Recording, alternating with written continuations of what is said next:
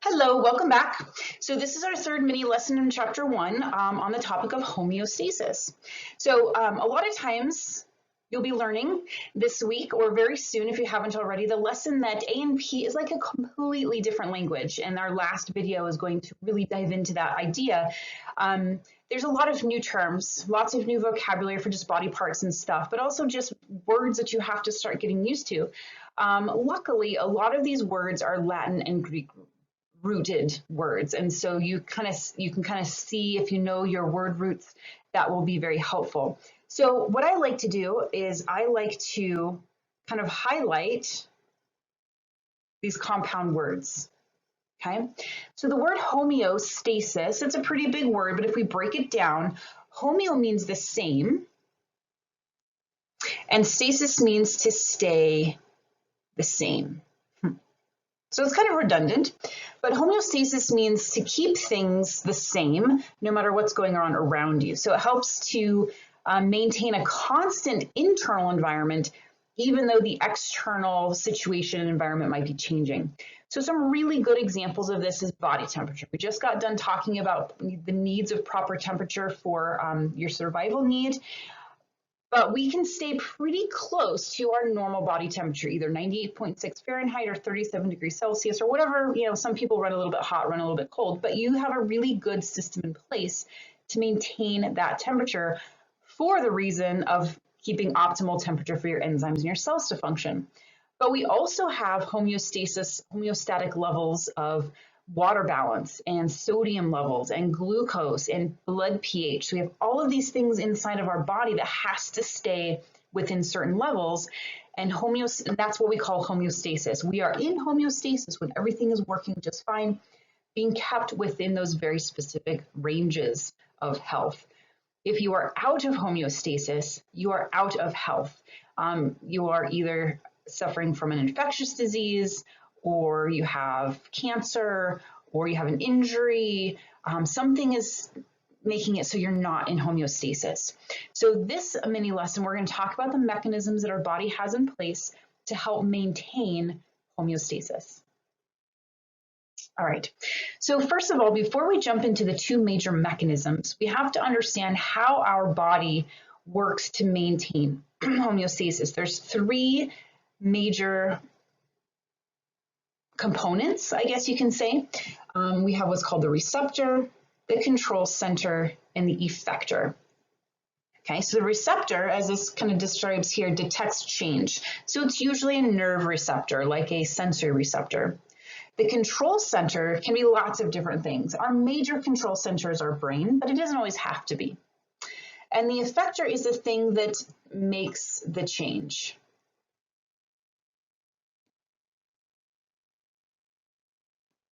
So if we're talking about temperature, that can be your sweat glands. So if it's hot, you have thermoreceptors that say, hey, it's too hot. Your brain perceives that and sends a signal out to your sweat glands to secrete sweat, and then you cool down. So that's the relationship that you should be getting comfortable with as you're learning about homeostasis, is what is the receptor, what's monitoring and picking up that change. That's our input, right? So the stimulus is the change. The thing that is either normal if you're in homeostasis or abnormal if you're out of homeostasis. The receptor picks up that change. The input goes to your control center via what's called an afferent. Afferent means coming towards or bringing in. The control center processes that, decides what to do with that incoming information, sends out an efferent signal. So efferent means going away from. So afferent is to, efferent is away. To the effector, the thing that actually is going to make the change, and gives you a response. So sweating or shivering or increasing your glucose or decreasing your glucose, or increasing your pH or decreasing your pH or increasing your respiratory rate or decreasing your respiratory rate, whatever the change needs to bring it back about homeostasis. And they show it on the teeter-totter. So we want to be in homeostasis. If we are out of homeostasis, we can think of our teeter-totter as being out of whack. Let's take a look at the mechanisms of how our body maintains homeostasis. The first type is called negative feedback. There's two types, negative feedback and positive feedback. Now, when you're reading through this and learning about this, don't think of negative as always being bad or negative is always being decreasing. Okay, because a lot of times students think negative feedback is always decreasing something. That's not always the case. Negative feedback, the root word is negate.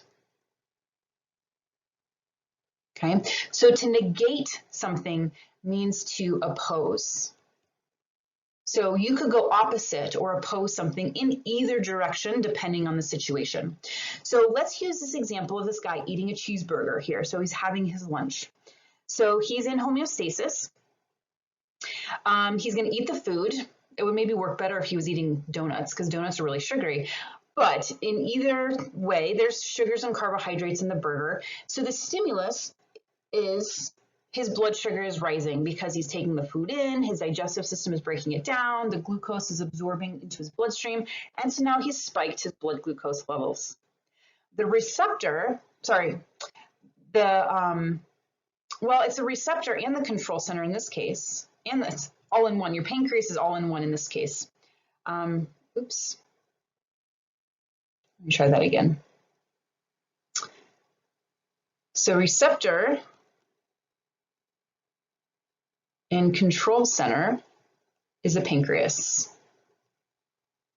So there are cells within your pancreas that monitor blood glucose. So those would be the receptor cells. They monitor the blood glucose. When the blood glucose gets too high, the control center decides, okay, so blood glucose level is high. It's going to release a hormone called insulin. You've probably heard of insulin before, right? So insulin is our signal. So in our thermoregulation example, it would just be nervous impulses out to your sweat glands. Well, in this case, the insulin targets, this is our efferent pathway, targets the liver, okay? And so the liver is kind of like the effector, and your cells are the effector. So they're responding to this arrival of insulin, and what insulin does to your body cells, specifically your liver, but all of your body cells, takes up glucose and removes it out of the bloodstream. Okay? So if we just had a whole bunch of glucose coming into our bloodstream, our blood glucose levels were going up. Pancreas cells respond to that, send out insulin. That's our effector or effective efferent pathway. So this efferent pathway of the insulin distributing to your liver and all of your cells trigger them to take glucose out of the bloodstream, and we bring our blood glucose levels back down.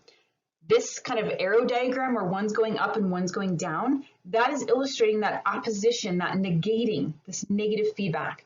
So negative feedback means if a stimulus is going up, the response is to go down to bring you back to homeostasis. But it could be the other way. What happens if your blood glucose goes down? Well, we have cells in the pancreas that are going to recognize that, and they're going to release a different hormone to help bring your blood glucose back up. Both considered negative feedback because a response opposes the stimulus. So that's how you can think of negative feedback. So here's a diagram showing that kind of up and down relationship of your blood glucose depending on when how you're eating. So if this is your breakfast, right? So you're going to eat some tricks for breakfast, lots of sugar. So you eat your food, sugar goes up, right? So here is our increase in blood glucose. The pancreas recognizes that, releases insulin. The insulin causes your glucose to get stored in your body's glycogen, and your blood glucose levels go down, okay? So then it's been a while. Maybe it's kind of mid-morning, it's been a couple hours since you've eaten your sugary tricks, your blood glucose level is going down because all your cells are using it. Your pancreas recognizes that, releases another hormone called glucagon, and causes that glycogen to be released back into glucose. So now our blood sugar is going back up. If it goes up too high, the pancreas will respond to that. It will release insulin and will decrease our blood glucose. Okay? And then it's lunch, right? So this is going to be our sandwich. Right? So now we're going to eat our sandwich and chips and a drink. All right, so here's your food. You're absorbing, your blood glucose goes up. Your pancreas is going to recognize that. The insulin is going to be responding, and it's going to reduce your blood glucose, right? So we have this kind of roller coaster effect. You're like, well, that doesn't look very homeostasis, but it really is, because you might have this average, what they call the set point, but we are always kind of within this acceptable range. We call this dynamic equilibrium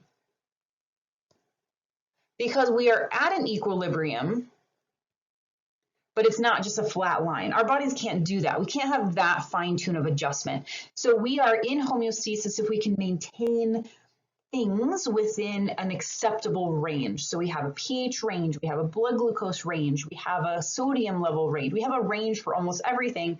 That negative feedback allows us to stay within that range and maintain homeostasis. What would happen if it goes way out of control, right? So this would be more of like a disease process, not just your daily blood sugar regulation. And this might be the cause of diabetes. Because what if somebody doesn't have insulin to bring that blood sugar back down to normal? Their blood sugar just goes way out and they way too high, and they don't have that negating stimulus. So then they have to take their insulin externally or regulate their diet more strictly because they don't want to get uncontrolled blood glucose levels. All right, so that's our negative feedback example. Most of your body's systems are regulated by negative feedback.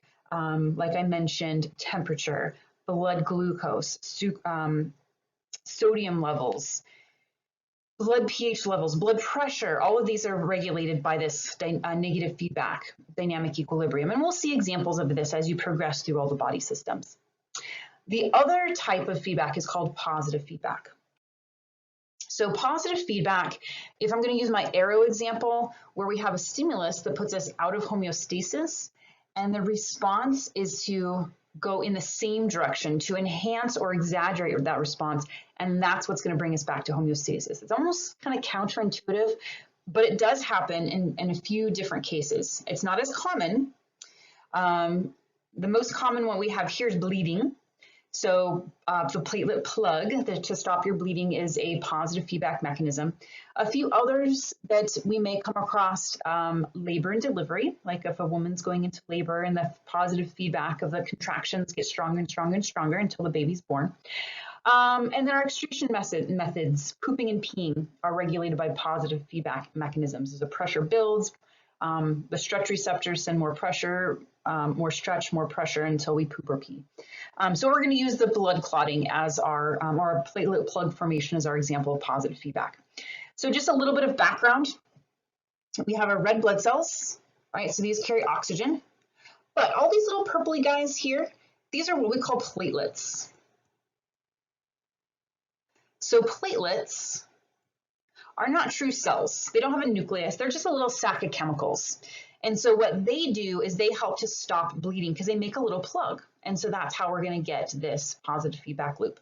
So let's say we have damage. This is our stimulus, right? We're still going to use the same kind of stimulus control center effector, but it's just going to work in a slightly different way.